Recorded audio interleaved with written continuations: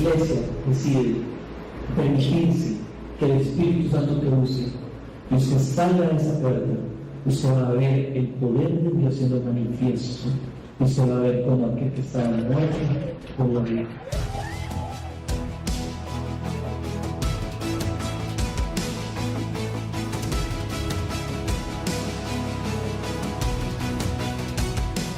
Usted nos acompaña, estamos viendo Escatología, una serie que se llama El final de los tiempos, el fin de los tiempos. Y escatología literalmente es el estudio de los acontecimientos a ocurrir en el final de los tiempos, las cosas que van a ocurrir al fin.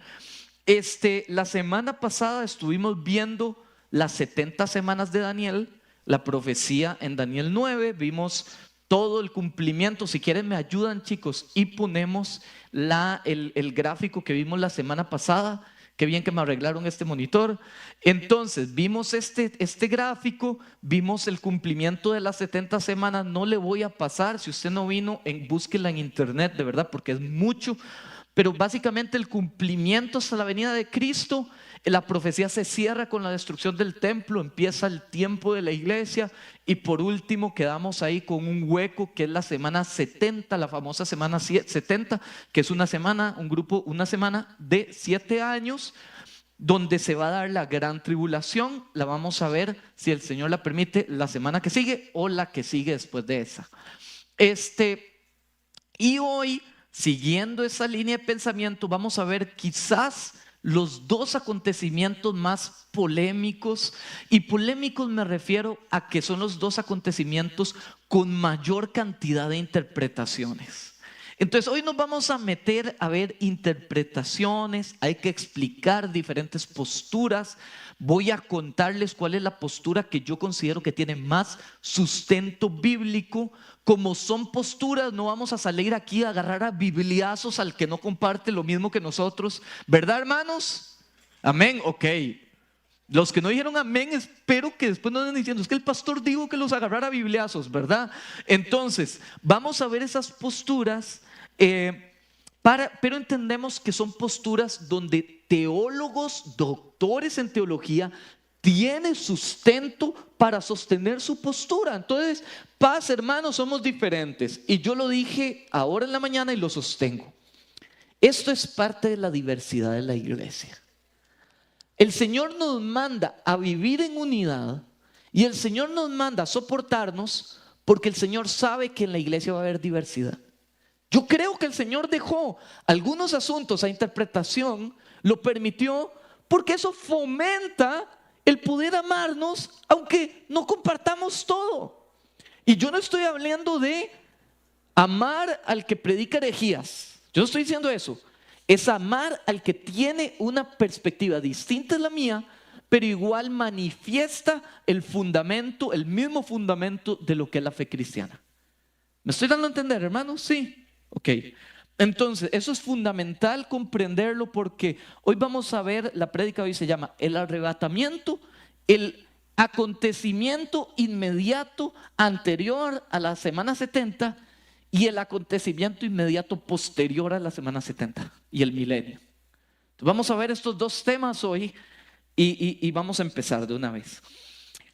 Pablo, cuando hablamos de arrebatamiento, hay gente que piensa que solo hay un texto que hable del arrebatamiento, que es 1 Tesalonicenses 4. Pero realmente, aunque hubiese solo un texto, al ser Biblia, ya nuestra atención tiene que volverse hacia ese acontecimiento. Pero este acontecimiento se narra en varias partes de la Biblia, como Juan capítulo 14, como 1 Corintios capítulo 15. Y hoy vamos a agarrar todo eso, meterlo en una sola perspectiva, entender qué es lo que los autores hablan, entender qué es este acontecimiento y comprender que hay otras posturas, pero entender qué nos quiere hablar el Señor. Y lo primero es decir esto: personalmente, ahora estudiando el tema a conciencia, yo no encuentro un solo hermano que no crea que este acontecimiento se vaya a dar, un hermano verdaderamente estudioso. El asunto es que hay hermanos que tienen la perspectiva que el arrebatamiento se da antes, otros que se da durante y otros que se da después, y lo unen como un evento unido a la segunda venida de Cristo. Entonces, cuando usted dice es que yo no creo en el arrebatamiento, eso no es cierto. Usted cree que el arrebatamiento va a ser post, pero lo une con la segunda venida de Cristo.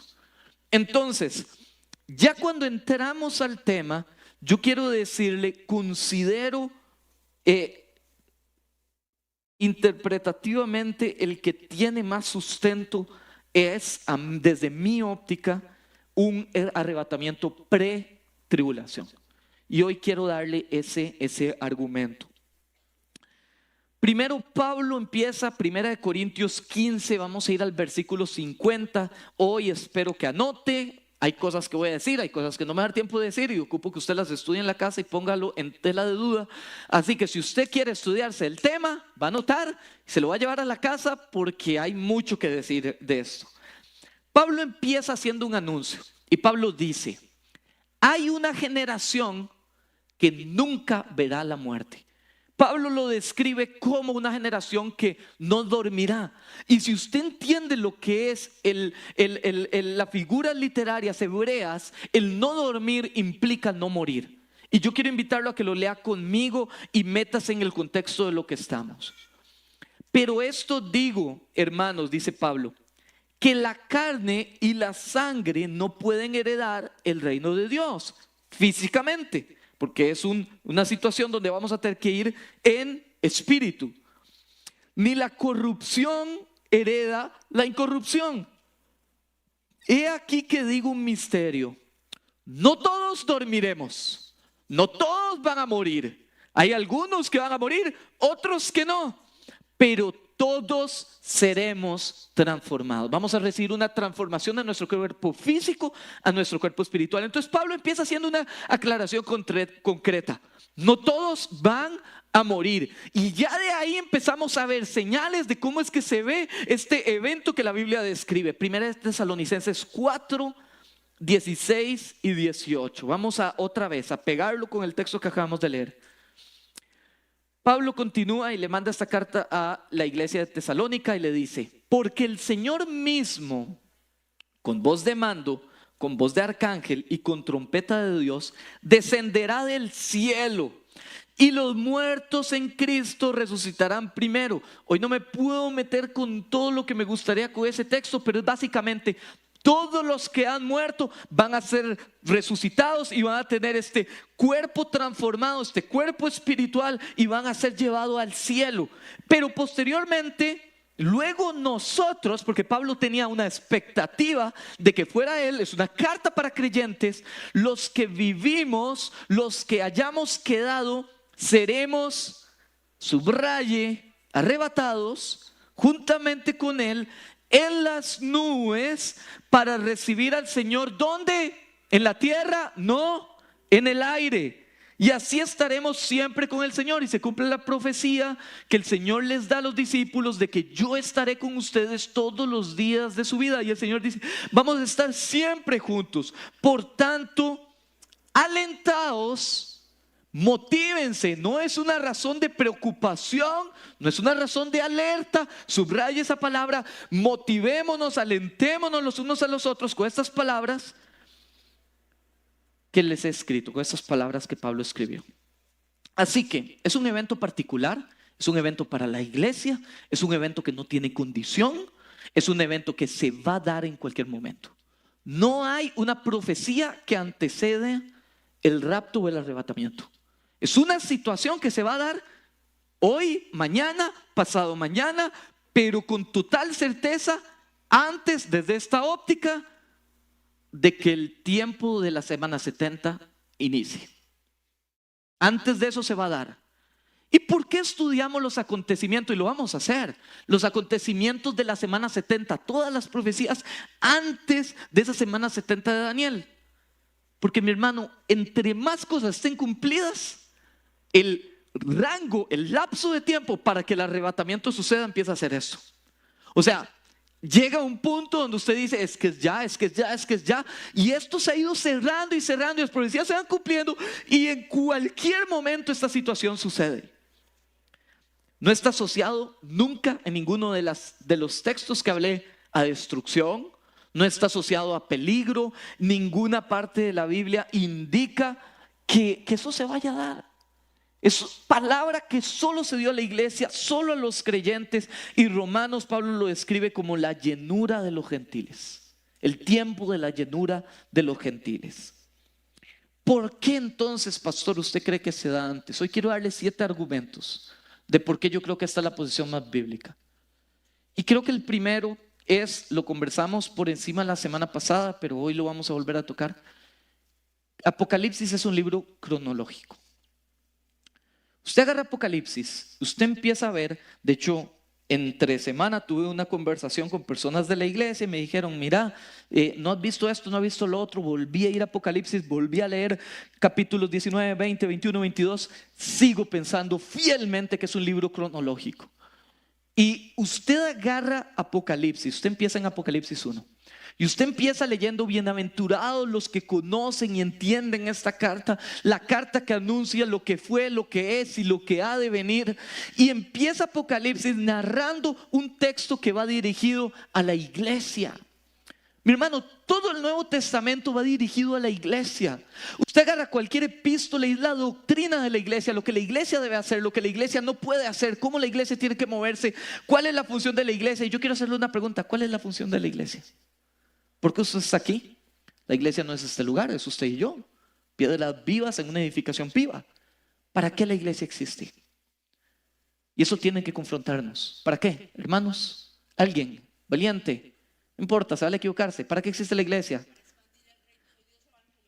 Para hacer la misión de Dios, expandir el reino de Dios. Si usted está aquí y usted es iglesia y usted no está haciendo eso, yo tengo mis dudas de si usted es iglesia. Porque si el Espíritu Santo está en usted, el Espíritu Santo lo va a impulsar a predicar, a salir, a compartir. Usted va a estar deseoso de compartir su fe, no con un miedo encerrado en mi cubículo. Y ojalá no se den cuenta que soy cristiano, ¿por qué? Sino que usted va a estar predicando, porque usted sabe que viene un final inminente. Y su tío, su abuelo, su papá, su hijo, su hermano se puede quedar. Se puede quedar. Y usted dice que lo ama y le compré una camisita para Navidad. Ámelo llevándole el evangelio, hermano. De verdad, predíquele la palabra de Dios. Que usted tenga seguridad de que hizo su mejor esfuerzo para que su amigo, su hermano, conociera estas verdades, que para usted deberían de ser una verdad. Y Apocalipsis no es diferente a ninguna de las otras cartas.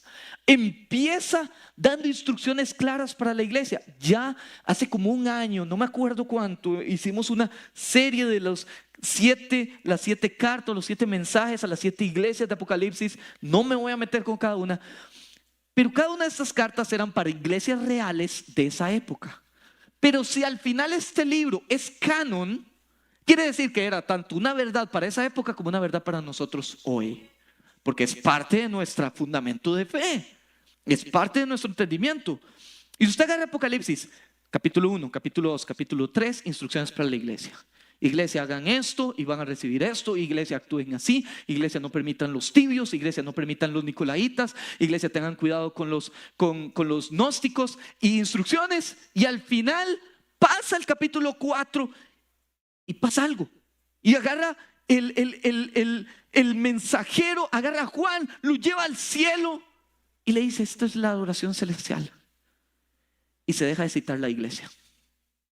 La iglesia se vuelve a ser citada en Apocalipsis 19. 4 y 5 muestra la adoración en los cielos. Apocalipsis 6 al 18, la gran tribulación en detalle. Ese es el mayor libro más detallado de la gran tribulación.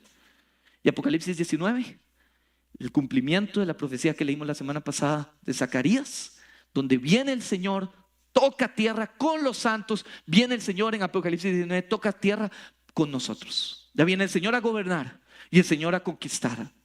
Pero antes de eso hay una muestra celestial, porque yo creo que ese es el momento donde la iglesia sube al cielo, disfruta la presencia de Dios, está ahí en medio del Señor.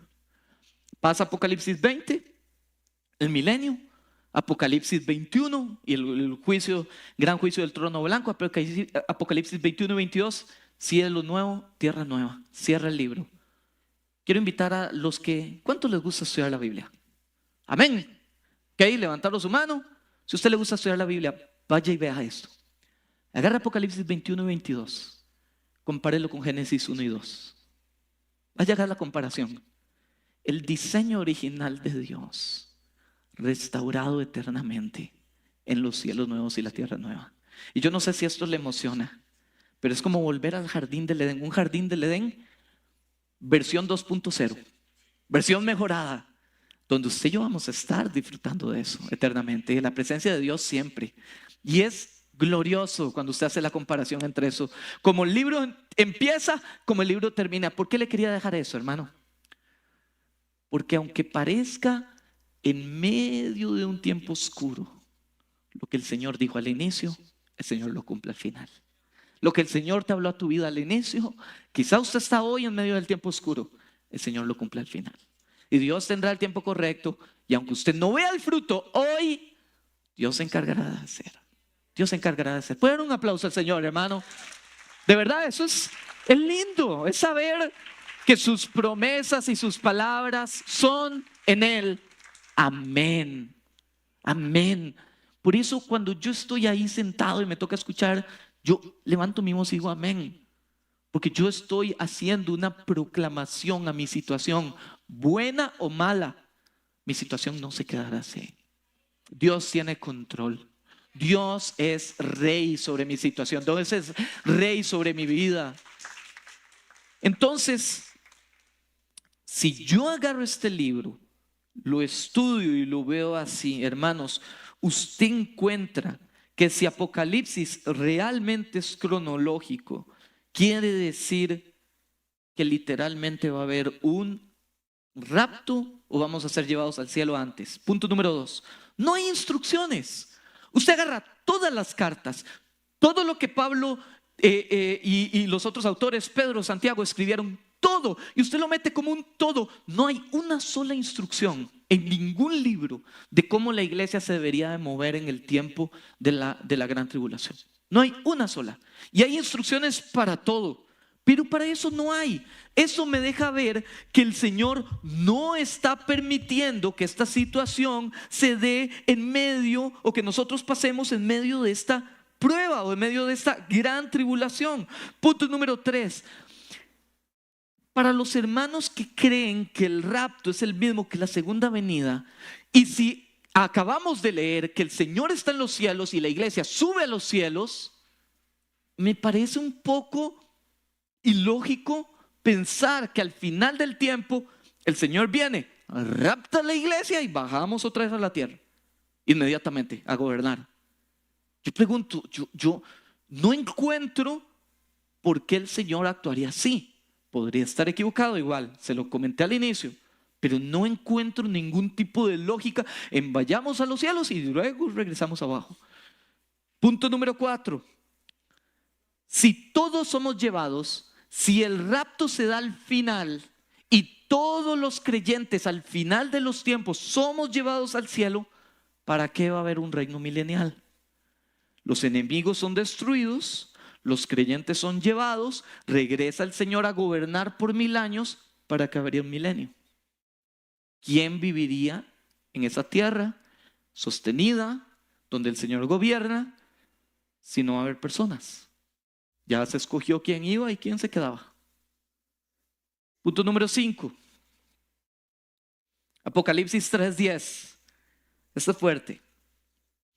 Por cuanto has guardado la palabra, el Señor hablando de la iglesia de Filadelfia, una de las 2 iglesias que se mantuvieron firmes, hubo 2, si no me equivoco, Esmirna, Filadelfia, todas las demás tenían serios problemas, algunas más que otras, pero sobre la iglesia de Filadelfia el Señor viene y le habla, y esto es para nosotros hoy. Por cuanto has guardado la palabra de mi paciencia, escuche hermano, escuche, yo también te guardaré de la hora de la prueba. Usted está conmigo leyendo lo mismo, hermano. Yo te guardaré, no de las pruebas. La iglesia ha sido perseguida desde su fundación. Y ha sido atacada y pruebas y persecución y odio y un sistema contrario a nosotros persiguiéndonos. Ya nosotros estamos en prueba, todos los días estamos en prueba. Pero sobre la hora de la prueba, yo te voy a guardar. ¿Cuál hora de la prueba, hermano? La hora de la prueba que ha de venir sobre el mundo entero para probar a los que moran sobre la tierra. El texto es claro, hermano. En griego la palabra guardaré quiere decir mantener fuera de peligro, mantener fuera de la prueba, mantener fuera de ese tiempo. Juan 14, del 1 al 3, le dije que también íbamos a leer el libro de Juan. Si usted puede ir ahí rápidamente, si no, anótelo. Dice: no se turbe vuestro corazón. Si el Señor les hubiera advertido a los hermanos que iban a pasar por esta gran tribulación, el Señor les hubiera dicho: tengan cuidado, prosperen, perseveren, cuídense. Pero el Señor les dice: no se preocupen. Creéis en Dios, creed también en mí. En la casa de mi Padre muchas moradas hay.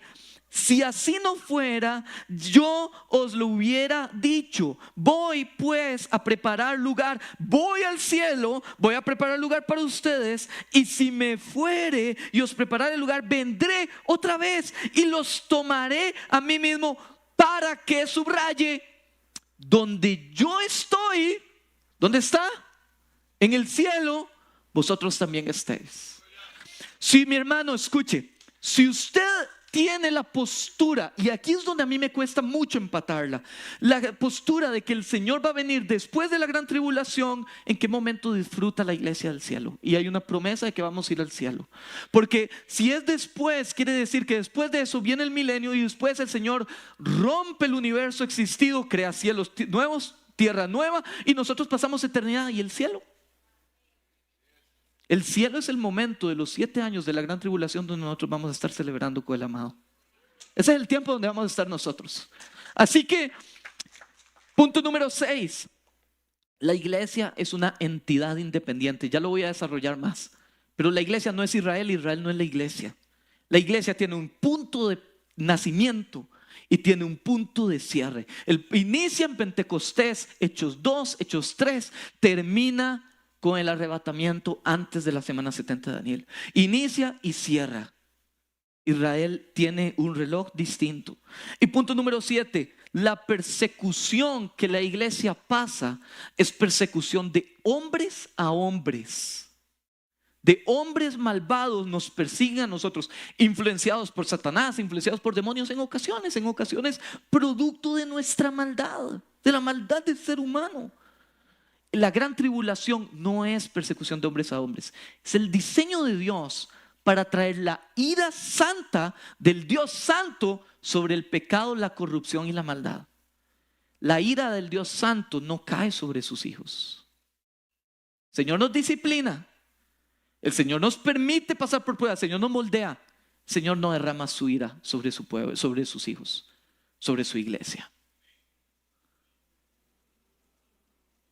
Ok, ahora vamos a entrarle al milenio, hermanos.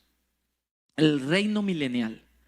Si me pueden ayudar con el otro gráfico. Hay básicamente, yo puse 4 posturas, pero no hay 4, hay, en serio, múltiples. Sobre cada una de estas hay múltiples posiciones al respecto, pero cualquier posición se debería de meter básicamente en alguna de estas.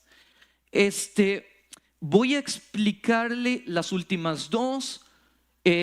La prédica está basada principalmente, y es la posición que yo les estoy desarrollando, en la premilenial. Hay 2 sabores de la premilenial o 2 tipos grandes de la premilenial. No me va a dar tiempo de ver las 2, pero nos vamos a quedar con eso. Y voy a desarrollar las 2 de abajo para entender también qué creen y qué piensan otros hermanos. La amilenial empieza. La amilenial por eso se llama amilenial, no milenio. Ellos no creen que existe un periodo milenial literal como lo narra Apocalipsis 20, sino que es un concepto simbólico, pero habla el mismo periodo de la iglesia. El tiempo de la iglesia es el mismo que el tiempo del milenio, donde la iglesia en sí misma es lo mismo que el reino de Dios en la tierra. Las promesas, y aquí es donde yo empiezo a tener un poco de problemas. Las promesas para la postura milenial y las profecías para Israel se cumplen en la iglesia. Por lo tanto, la iglesia es la continuidad o la transferencia de lo que Dios dejó en Israel. Y aquí es donde se empiezan a entrelazar algunos conceptos que se dejan un poco, a mi criterio, todavía abiertos. La redención es la misma para judíos y gentiles en Cristo solamente, todo lo tenemos claro, pero los judíos van a tener que volverse al Señor y ese es el fin al final de la gran tribulación. Donde la iglesia tiene la responsabilidad de impactar la condición humana y la cultura en el mundo. Es parte de la responsabilidad de la iglesia. Pero paulatinamente la iglesia va a empezar a apostatar y va a repercutir en que debido a que muchos se van a alejar de la fe, la iglesia va a tener que ser metida en fuego, que es la gran tribulación, y justos pagan por pecadores en medio de ese tiempo. Entonces viene la segunda venida, lo mismo que el rapto, subimos al cielo, como se los comenté. Al mismo momento el Señor viene, gobierna en la tierra y sigue con la nueva temporada.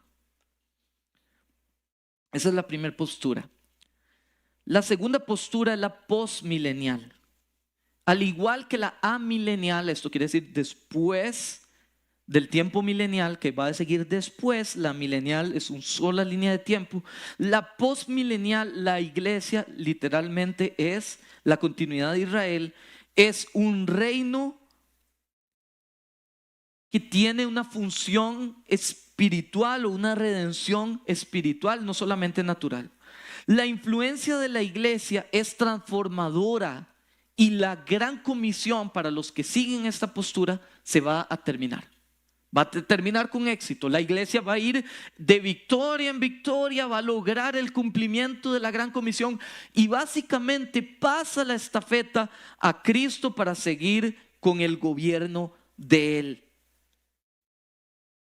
La iglesia termina su proyecto en bendición después de la temporada de los 1000 años. Y si no lo entendió tal vez en el gráfico, porque tal vez no está tan claro, en la posición postmilenial, la edad de la iglesia continúa, el tiempo de la iglesia le da continuidad, luego se pega con el milenio, luego viene la segunda venida, al igual que el rapto, en el mismo momento, y luego viene la eternidad. Entonces, creo que para mí el mayor problema, y quiero ser honesto, y es la postura muy doctrina de la prosperidad, se pega mucho a este concepto postmilenial, es que se habla mucho, y yo no sé si usted lo ha escuchado en videos, tenga cuidado cuando lo escucha. Traigamos el reino de Dios a la tierra, manifestemos el reino de Dios a la tierra. Mi hermano, la iglesia no tiene esa capacidad. Nosotros no tenemos esa capacidad. Esa capacidad la tiene Cristo, no nosotros. Y se habla de hagamos y hagamos y el reino de Dios en la tierra y que seamos el reino de Dios. Creo que ahí hay que tener cuidado. ¿Por qué? Porque ellos tienen una perspectiva cultural de que la iglesia va a ir en conquista, va a agarrar posiciones de gobierno y va a lograr cambiar de una u otra forma el sistema. Estas visiones son muy permeadas cuando los primeros reformadores de la iglesia, Lutero, Calvino, Arminio, cuando ellos vienen de la peor época oscurantista de la iglesia y ellos heredan una iglesia que había sido apóstata en muchos principios de la fe cristiana. Entonces ellos tienen que reconstruir la doctrina fundamental de la iglesia, empezando por la salvación y las 5 solas de Lutero: solo por gracia, solo por fe, solo en la escritura, solo para la gloria de Dios, solo en Jesús. Y ellos empiezan a reconstruir basado en esta visión. Entonces cuando ellos empiezan a reconstruir la doctrina de la iglesia, la última que se patea es la escatología. Y probablemente su menor atención fue en esta, porque lo principal era Cristo. Y reconstruir quién era el Padre, quién era el Espíritu Santo. Y eso tomó tiempo. Y muchas de estas posturas están basadas en esta visión, en esta perspectiva. Y la postura premilenial, donde hay dos programas independientes. Un programa enfocado en la iglesia, un inicio y un fin, y un programa enfocado en Israel. 69 semanas y una semana, que es lo que habla Daniel. Con un arrebatamiento, también esta tiene posiciones, el premilenial tiene posiciones, pre-tribulación. Entonces vamos a ver las características del reino. Espero que esté despierto. Yo le dije que hoy iba a ser diferente, ¿verdad? Yo los veo poniendo atención, eso me gusta, pero vamos a entender esto, y con esto voy a ir cerrando un poquito y ya ahorita paso a los de alabanza. ¿Qué es este reino milenial que la Biblia nos narra? Inicia el tiempo cuando se regresa de la gran tribulación, cuando el Señor viene a conquistar. Pasamos las bodas del Cordero con el Señor, hubo un juicio sobre Israel, hubo un juicio sobre las naciones de la tierra, y el Señor llega a la tierra a conquistar. Ezequiel 40 al 48, Ezequiel es un libro bien complicado, pero Ezequiel es un libro también bien interesante. Lo vamos a ver la semana pasada un poquito más a profundidad. Pero usted encuentra Ezequiel 40 al 48 y va a encontrar el diseño de Dios para el reino milenial, con descripción detallada de parte de este hombre que Dios le permitió esta visión.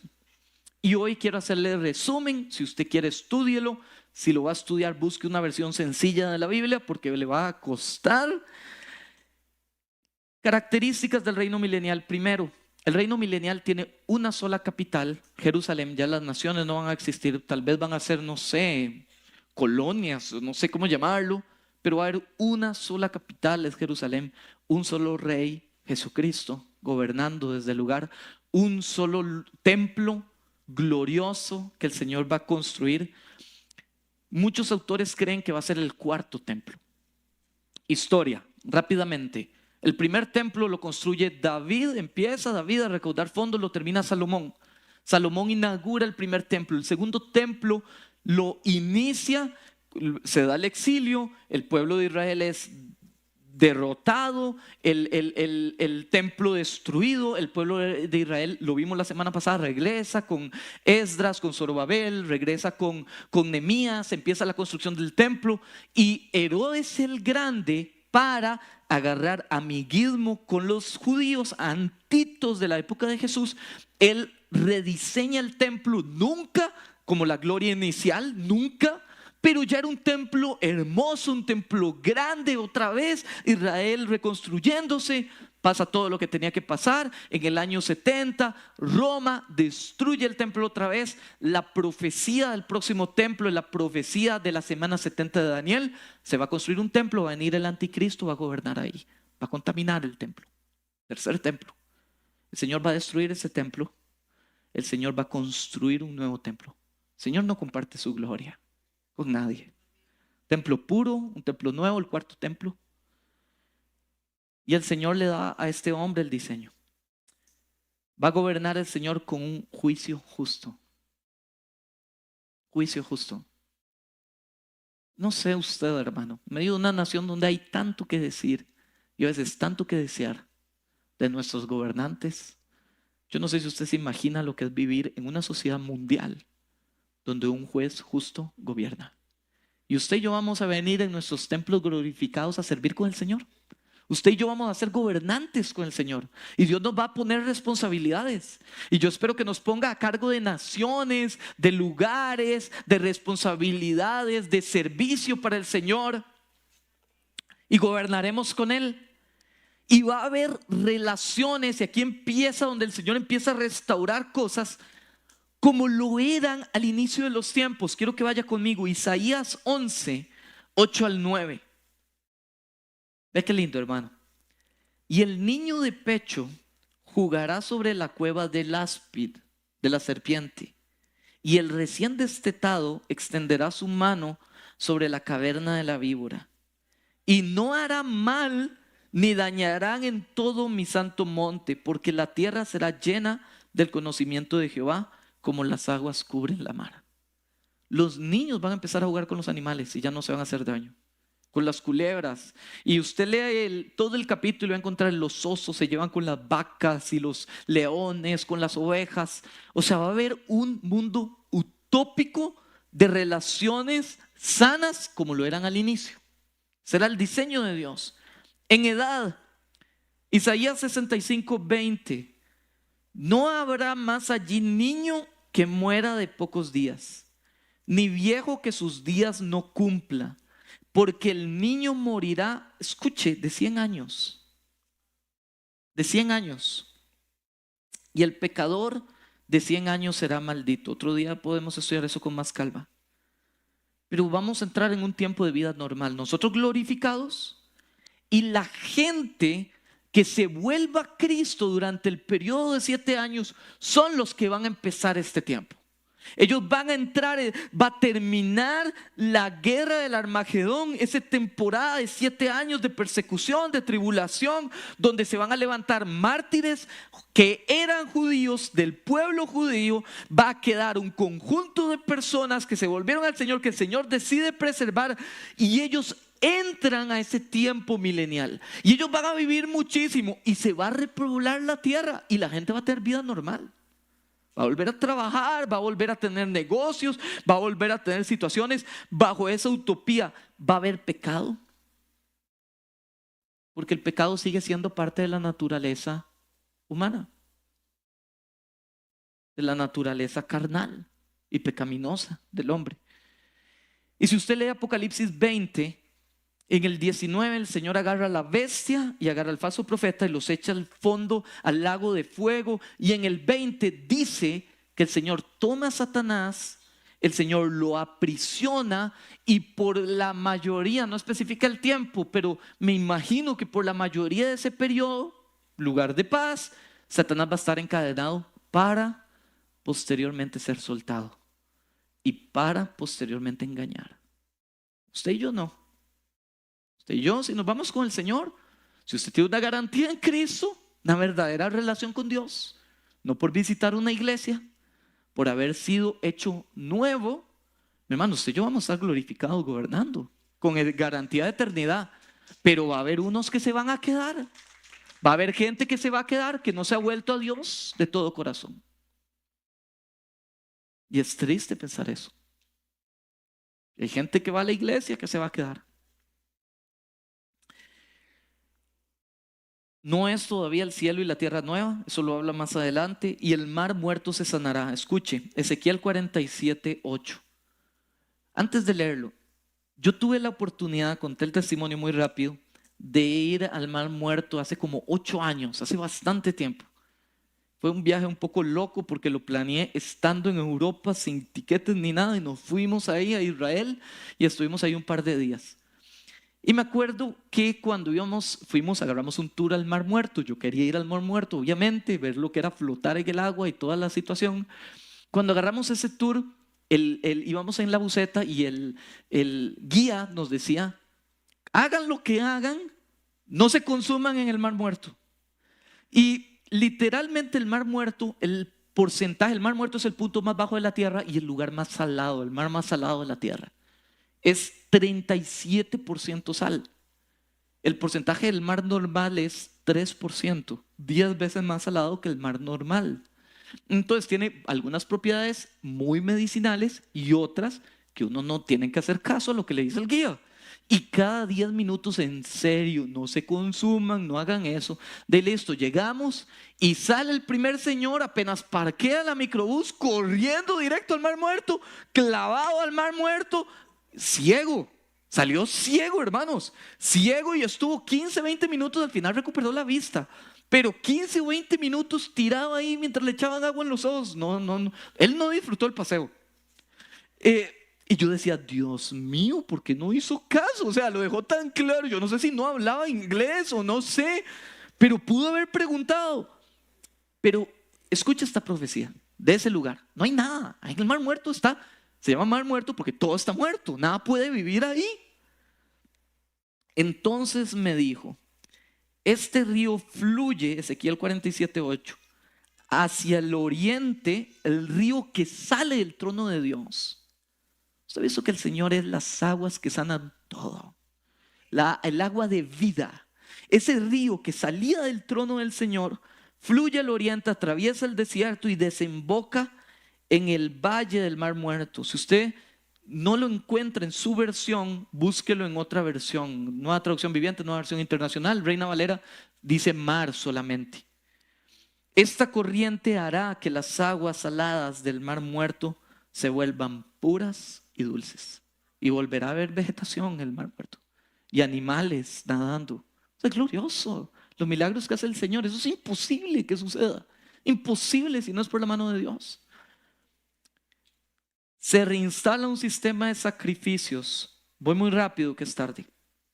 Y me dijo: hijo de hombre, así ha dicho Jehová el Señor, estas son las ordenanzas del altar el día que sea hecho, para ofrecer holocausto sobre él y para esparcir sobre él sangre.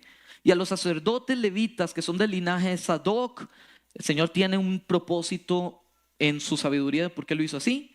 Que se acerquen a mí, dice Jehová el Señor, para ministrar ante mí. Darás un becerro de la vacada para expiación y tomarás de su sangre y pondrás en los 4 cuernos del altar y en las 4 esquinas del descanso y en el borde alrededor, y así lo limpiarás y purificarás. Tomarás luego el becerro de la expiación y lo quemarás conforme a la ley de la casa fuera del santuario. Y el Señor le da a Ezequiel instrucciones exactas de cómo va a ser la adoración en ese tiempo. Y hay cosas que se están restaurando del Antiguo Testamento, y al igual que el Antiguo Testamento, los sacrificios no proveen una redención completa, proveen una redención temporal. Y esos sacrificios temporales, porque nuestra redención completa es Cristo, pero tiene una razón de ser. Y hoy usted y yo tomamos la cena del Señor por una razón: para recordarnos el sacrificio en la cruz. No es porque esto produzca algo, es porque esto nos recuerda la cruz de Cristo. Y como en el antiguo pacto se celebraban sacrificios que era una celebración profética a lo que Jesús iba a cumplir en esta nueva temporada, el Señor establece sacrificios para recordar lo que Jesús hizo en la cruz, viendo hacia atrás, porque todo apunta a Cristo. ¿Por qué el Señor lo hizo así? Porque dentro de este nuevo tiempo va a haber gente que nazca en un periodo milenial, que va a crecer y que no vivieron la temporada anterior. Y ellos necesitan volverse al sacrificio y recordar que Jesús fue el que produjo esto, que Jesús es la culminación. Y en Ezequiel 41, no lo voy a leer, habla sobre cómo se ve el templo. ¿Usted se acuerda cómo era el templo de Salomón? Que había los atrios, un lugar santo donde estaba la mesa de los panes, la menorá o las luces, estaba el lugar de los sacrificios, en el lugar santísimo, en los atrios, en el lugar santísimo estaba la mesa de la propiciación donde se echaba sangre para perdón de los pecados. Hay algunas características de este templo, de este lugar nuevo, que nos tienen que hablar, y lo dejé para el último porque yo creo que es lo mejor. Esta es la parte más increíble. Juanjo, si quieres me ayudas. Lo primero que dice es que no había oro ni plata. ¿Usted se acuerda que el templo fue construido a punta de oro y de plata y de cosas preciosas para mostrar la grandeza de nuestro Dios? No había oro ni plata. No hay mesa del pan, no se menciona. No hay menorá. No hay las candelas y la luz. No hay arca del pacto y no hay cortina. O sea, solo había un solo lugar donde la presencia de Dios va a descender. ¿Y por qué no están estos elementos? Porque ya Jesús cumplió con todos estos. Ya todos fueron cumplidos. No hay oro ni plata, porque el Señor Jesús es la belleza nuestra del templo. No es las cosas, las riquezas que el mundo provee, es Cristo, nuestra belleza, nuestra razón de ser, nuestro centro, nuestro enfoque. No hay mesa del pan, porque Jesús es el pan de vida. No hay menorá, porque Jesús es la luz del mundo. Ya no ocupamos alumbrar, ya va a estar lleno de la luz de Jesús. No hay arca del pacto, porque ya el pacto fue cerrado, ya Jesús recibió en su sacrificio la sangre y ya nuestro perdón fue garantizado y el precio fue pagado, consumado es en la cruz del Calvario. Y creo que el más importante, no hay cortina.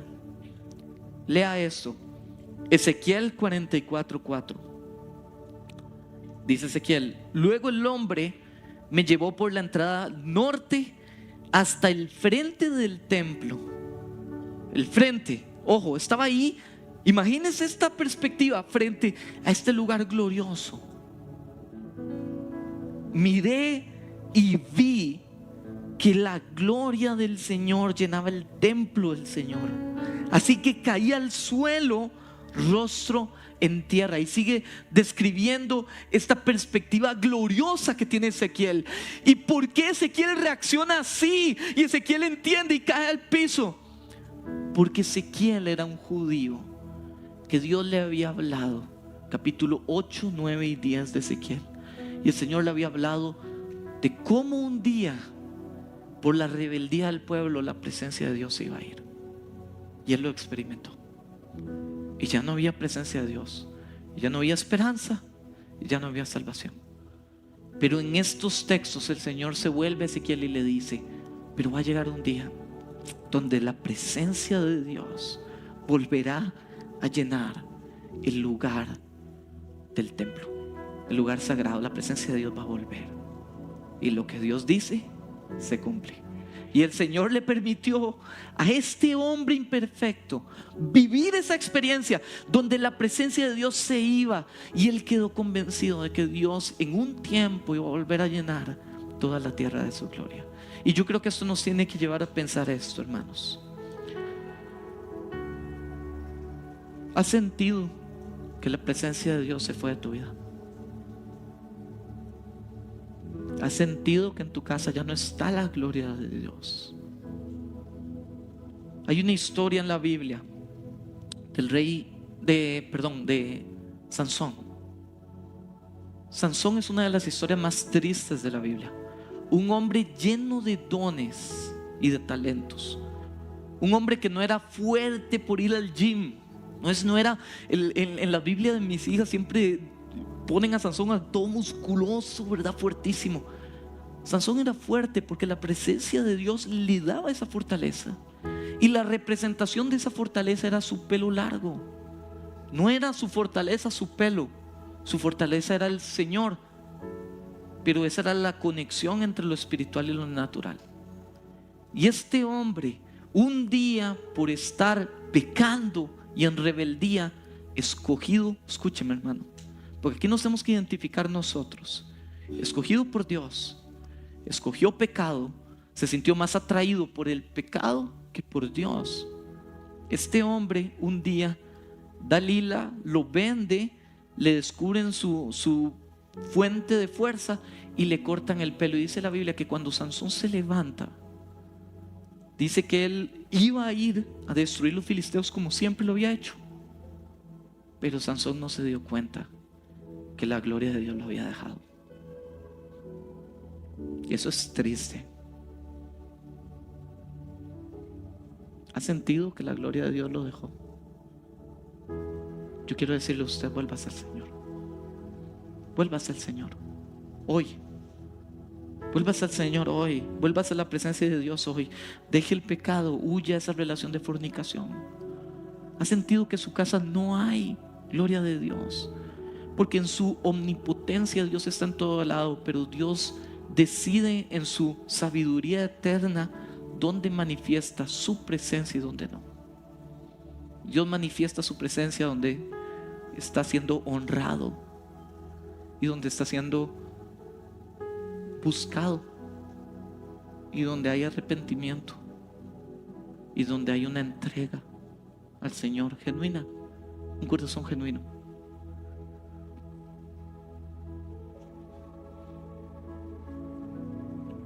¿Quieres que el Señor empiece a manifestar otra vez su gloria como lo hará en ese día glorioso en tu vida? Puede cerrar sus ojos, inclinar su cabeza, si esto es para usted.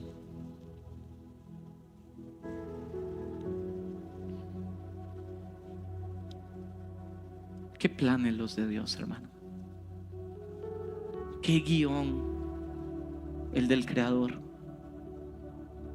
Y Él no solo escribe el guión, Él tiene el poder y la autoridad para cumplirlo. El poder y la autoridad. Y yo quiero invitarlo, si usted algo de esto le hizo clic en su vida, si usted se siente identificado, puede ahí en silencio abrir su boca y pedir perdón. Usted no sabe el poder que el Señor ha puesto en su boca. Arrepiéntase. Si hoy estás lejos de Dios, si hoy estás frío, si hoy estás enojado, si hoy estás triste, abra su boca en silencio, que nadie lo escuche. Esto es para usted y Dios. Dígale: Señor, perdóname. Señor, quiero volver a sentir tu presencia como antes.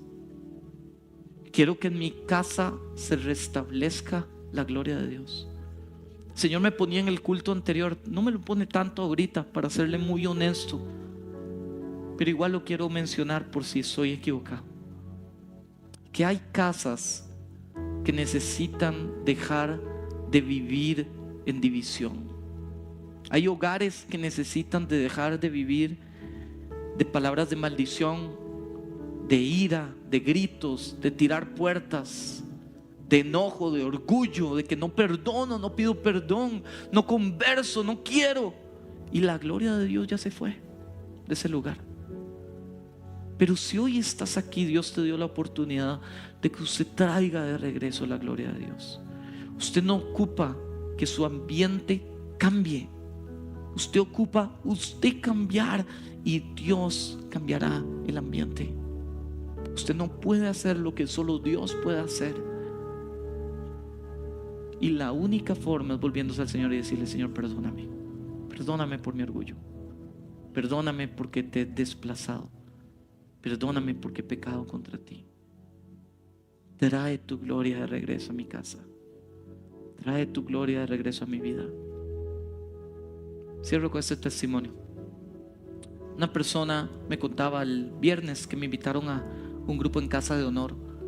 Me decía: pastor, si hay algo que amo de la iglesia. Y empezaron a contar testimonios lindísimos. Estuvo y decían: es que ahí en la iglesia está la presencia de Dios. Y yo le quiero decir una cosa: esté donde está la presencia de Dios, esté donde está, y busque estar la mayor cantidad de tiempo donde la presencia de Dios está.